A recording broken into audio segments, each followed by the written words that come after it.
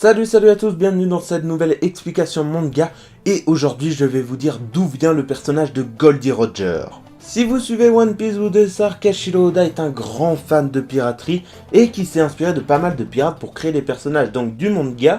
Mais est-ce que vous saviez que l'intégralité on va dire de l'histoire reposait sur la légende d'un pirate français? Car même si Goldie Roger tient son nom de Jolly Roger, petite pause dans la vidéo pour ceux qui ne savent pas qui est Jolly Roger. Pour faire simple, il s'agit du nom qu'ont donné les anglo-saxons au crâne qui était arboré sur le pavillon pirate. Voilà, c'était la pause culturelle de la vidéo. Car même si Goldie Roger tient son nom de Jolly Roger, sachez que l'histoire du roi des pirates vient quant à elle de la légende d'Olivier Levasseur, dit Labuse. Et si vous vous dites que vous connaissez ce nom, oui, c'est bien le Labuse qui a inspiré Cyprien pour le personnage de l'épopée temporelle. Mais avant de vraiment parler d'Olivier Levasseur, parlons un peu de Goldie Roger, le personnage de One Piece. Qu'est-ce qu'on sait de lui dans le manga? On sait qu'il est un grand pirate, voire le plus grand. Il a parcouru toutes les mers du monde. Il est le détenteur d'un immense trésor. Il est mort exécuté. Il a côtoyé les plus grands noms de la piraterie de son époque. Il a lancé de futurs grands noms de la piraterie. Mais il est aussi responsable de l'âge d'or de la piraterie.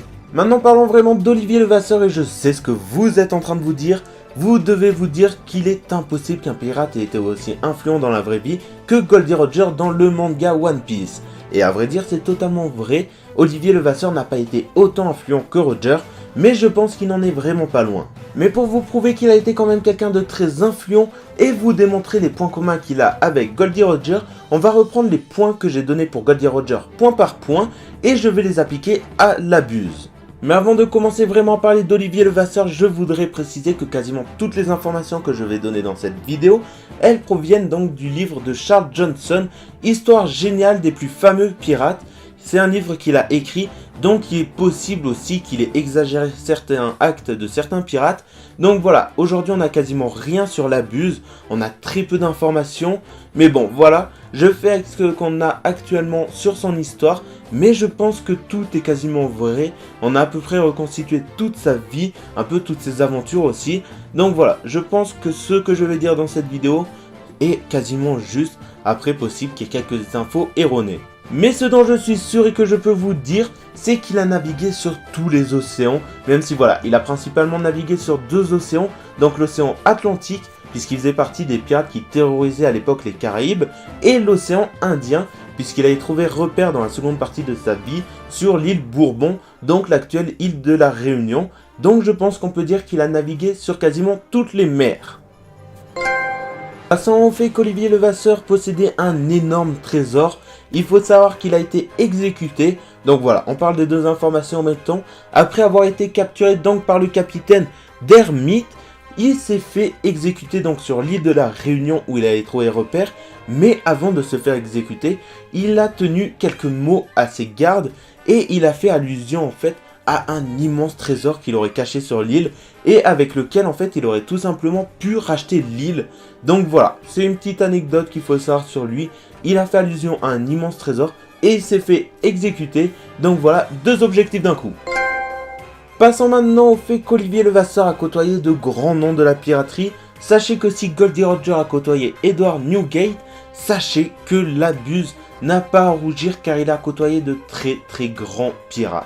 Par exemple, sachez qu'il a côtoyé l'anglais John Taylor, avec qui il s'est associé pour une campagne dans la mer d'Inde et avec qui il est revenu sur l'île Bourbon à la fin de cette campagne. Mais il faut savoir qu'il y avait un troisième pirate dans cette aventure en Inde et il faut rendre à César ce qui appartient à César. C'est grâce à lui qu'elle a pu se créer, on va dire, cette campagne et cette alliance, puisqu'il a sauvé Labuse après qu'il ait échoué sur l'île de Mayotte et il l'a en fait accueilli dans son équipage le temps qu'il se recrée un équipage.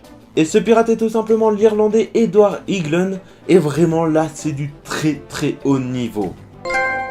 Maintenant parlons un peu des pirates qui ont été formés par Labuse, et si Goldie Roger a formé Shanks le Roux et Baggy le Clown, sachez qu'Olivier Levasseur n'a vraiment rien à lui envier, puisqu'avec l'aide de Benjamin Hornigold, encore un grand nom de la piraterie, ils ont formé ensemble un certain Black Sam, un pirate de renom.